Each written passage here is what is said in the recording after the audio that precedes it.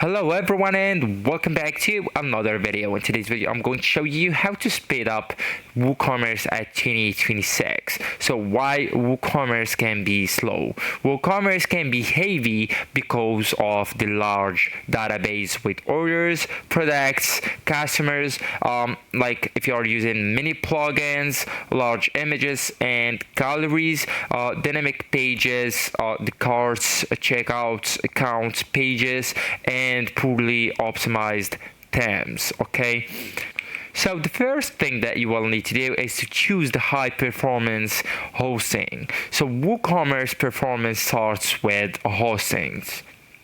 The recommended ones are managed WordPress, like I'm doing right now. I have the WooCommerce on my WordPress, or you can use the WooCommerce hosting as well.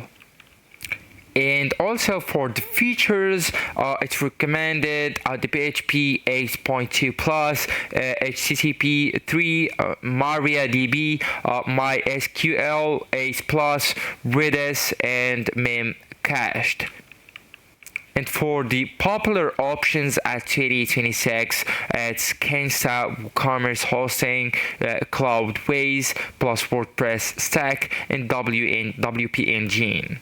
So avoid shared hosting for stores with more than 500 products or more than 50 orders per day.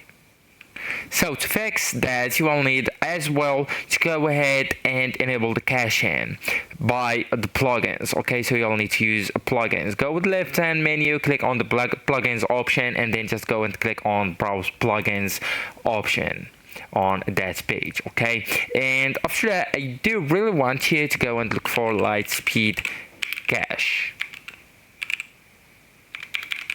Okay, hit enter in your keyboard, and there you go. So that's the plugin. Click it and just download it, and after that go ahead and activate it. So actually guys, that's it. This is the end of the video. Thank you so much for watching, and goodbye.